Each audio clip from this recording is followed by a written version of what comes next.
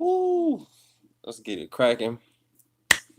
No intro music today. We just gonna get straight into it like there's nothing to it. K-pop, so boxing fanatical, just entered to do another boxing analysis. This analysis is between Josh Taylor, who did magnificent last night, right? I mean, it was absolutely fantastic. Josh Taylor versus Regis Prograis.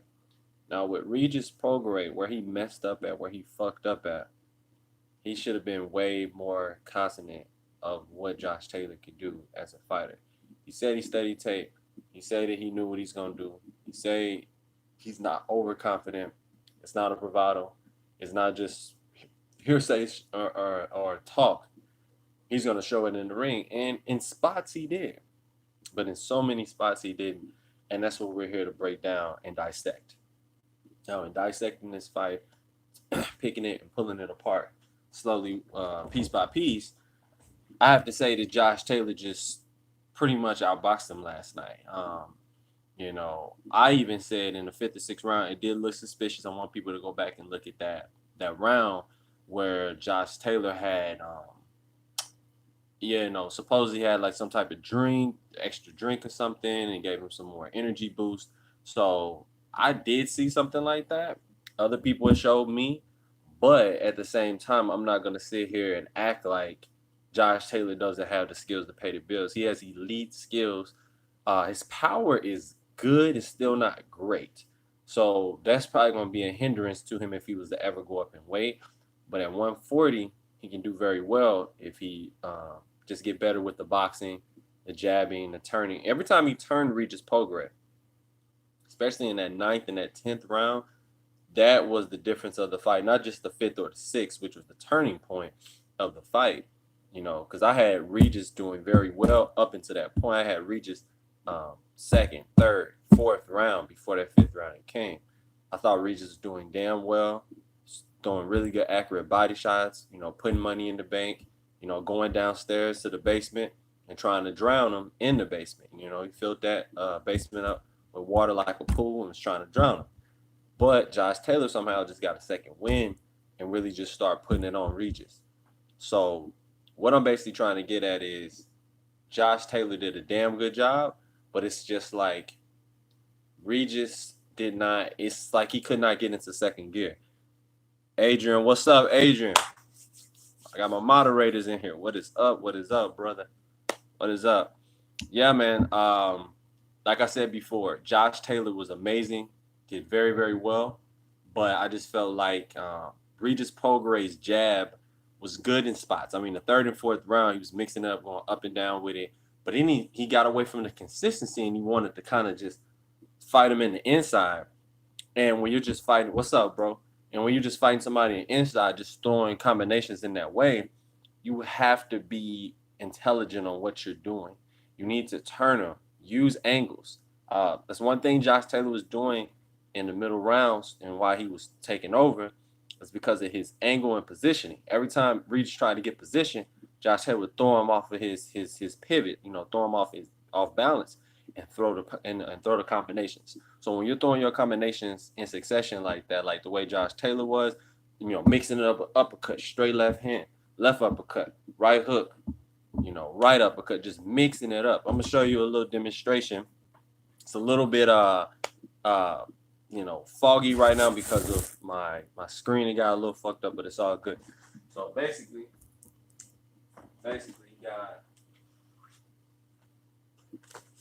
you got Josh Taylor here taking his time in that southpaw stance, throwing a jab, throwing a left uppercut, boom, boom, straight left, boom, boom. And Regis had his hands down here. See, when you fighting like this, yeah, you got good hips. You can move your hips. But you need to be able to throw the straight, really, really confident, and keep your hands back up. And I feel like that's what Regis was getting caught in exchange. It's Josh and Regis mixing it up with uppercuts to the body. But then Josh Taylor take that one step. Show it again. That left foot, you turn it, get off three, get them off, get them off, and his right hook was real sweet. Regis, he had a good right hook in spots, but he didn't do it enough. And I felt like the better southpaw of the night was just Josh Taylor because of him just whipping out the jab. He was whipping that long jab, and he was controlling distance and range. When you're a tall guy like myself, just a taller guy for the division like Josh Taylor, if you can get your distance, you can dominate if you get your distance. So that's pretty much what it was all about. Yes, protect your body at all times. You said it right, Adrian. 100. I'm telling you, that's so important when you are fighting, when you are boxing. You have to protect yourself. You're not protecting yourself, you're neglecting yourself. You're neglecting yourself, you self-destructing. If you self-destruct, then it's all over. And that's basically what it was. Regis, I didn't even see a draw for him. A lot of people saying draw. That's because you were just watching a fight in the context of seeing what Regis could do. Me, personally, I didn't see it from that context. I basically saw, Josh Taylor doing what he did, was controlling the action. Remember, it's scored on a 5 must system, 5-point must system to me, and it's always going to be versus ring generalship. Ring generalship comes before everything. Who is the boss in there? Who would you rather be if you were in that ring? That's what it's all about. Ring generalship. Number 2, who is controlling the fight with their jab? Who he or she who controls the fight with their jab is controlling the rounds. You're controlling the pace. You're setting your distance. You're setting your timing. Not in always, but 90% of the time, he or she who has a well-timed jab, well-placed jab up and down. Sometimes people can just hit you in your head, and they're really good with that. But if you can mix it up and down, you're going to win favoring the judges. That's a missing aspect that I feel like trainers do not teach their fighters. If you're going to call yourself a master or a master teacher, whatever, a sensei. Senseis need to be able to teach them the fundamental basics, and that's the jab. You have an up and down jab, a feint jab, speed jab, up jab, standard jab, so many different stab jabs, just throwing that stiff, hard jab out there and knowing where to land it. Like me, I aim for the nose, aim for the eye, I aim for the side of the chin. If I aim for the side of the chin, I'm trying to land it in a downward motion. Because you land in a downward motion, boom, on the side of the chin, can really fuck their equilibrium, or you can really fuck their nerves up, and you can get the knockout. Especially if you start putting them on them. Like what Oscar De La Hoya used to do. He had a fantastic jab. Kasazu did too back in the day. Let's see what else I was gonna get to. My people. Number 3, I'm tripping. On that 5-point must system is effective aggression. He or she who has effective aggression is going to do damn well in the fight. And Josh Taylor showed that he was the effective aggressor. There was times Regis was being aggressive, but it just seemed like it wasn't enough. And that's not good enough when you're over there in the UK and you have those different dynamics. At that OC Center over there, you really have to know what you're doing if you're going to be over there. You have to really have it in your mind that I'm going to be the dominant one. From round 1 to round 12, I'm going to take time to dominate my opponent. Plain and simple as that. There's no getting around it. Number 4, defense. Yes, defense is a big part of boxing. He or she who has better defense is usually going to get the favor. That's why Floyd Mayweather put so much emphasis on defense, because he made his money making people miss and making them pay, which that's what boxing is all about. Okay, what about hitting the temple area there? Yes, here it's a very soft spot. We're going to talk about that. Here, let me try to get close. I don't want to get too close. Here and here. It's our box. Here and here. You get hit right here and right before you get to the back of your head. It's like a real soft spot right here. You get hit there the right way. This way, equilibrium. Boom. And then your body's going like this because your brain is like a soft spot. You don't want to get hit there. That's why it's important to keep that glove up high. If you got your glove, them elbows high, keep them gloves high.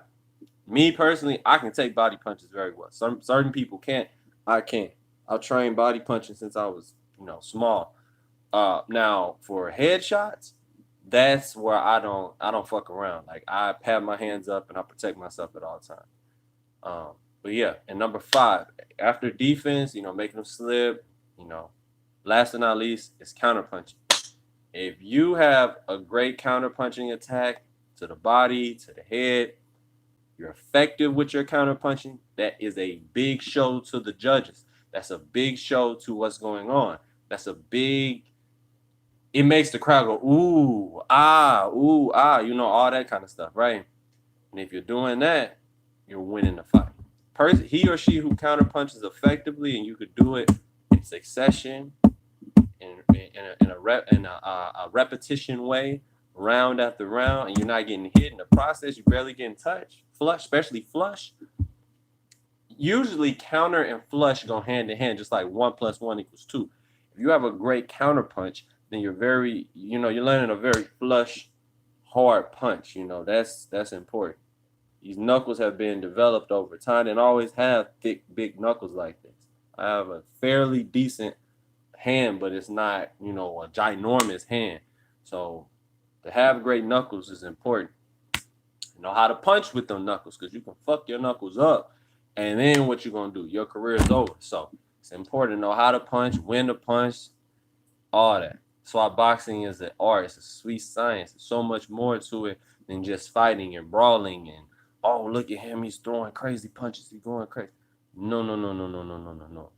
It's much more than that. So it's a science to it. But like I told you guys, Josh Taylor was the better man. Way more shifty power. He had that shifty where he would shift, boom, right hook to the body. He was getting to those kidneys, he was getting to that liver. And when you're doing that consistently, that will pile up. I don't care who you are. You get hit enough, it'll start taking its toll. So much respect to Josh Taylor. I would like you guys to definitely tell me your thoughts. Make sure you hit that like button, hit the subscribe button. As I said in my previous videos, it's very, very important that you guys hit that like button, hit the subscribe button. I've seen a knuckle get punched back after someone hit. Yeah, Adrian, bro. All that stuff we was taught as kids to like do dumb shit, like, oh man, if you angry, let it out in a dumb way, hitting something wooden or hitting a pole. The human hand is so fragile, to be real. So you hitting all this shit, you ain't doing nothing but making it worse and brittle, and it's gonna break down earlier and earlier. Probably even a faster process than the average person who doesn't hit their hand. Now, if you're training your hand like Japanese people, Chinese people, and Korean people do, you're putting your hand, dipping it into rice. Go back and look. A matter of fact, I'm gonna show the Andre Ward. But I'm going to show the highlights of the fight first. Then I'm gonna show you guys the Andre Ward's technique of putting his hand in rice and how that helps strengthen the ligaments. Those small itty bitty ligaments in the hand helps. So I'm gonna show you guys that. We'll go ahead and go to the highlights real quick. I know people are like, man, check this out. Right, here we go. Enjoy. Anybody that's in the chat, press 1. For all the people in the chat, press 1. Hold on, try to get this going.